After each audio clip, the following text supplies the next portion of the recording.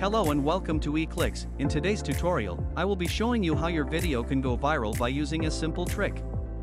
Let's get started. On your TikTok, click on the search bar icon at the top of your screen and then type in your niche. For example, I will type in tutorial and then click on search.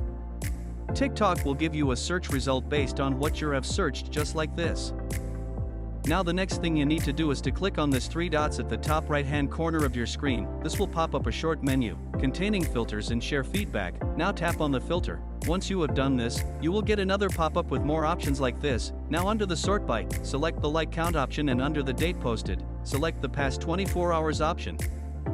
After you have done this, now click on the apply option at the top of the pop-up menu by the right hand corner. This will now filter the search results based on number of likes for the post that was made within last 24 hours that have gone viral. The next thing to do is to scroll down the results until you see this section that says others searched for. This section is very important because this is where our interest is. Now you will take a screenshot of this section and save to your gallery.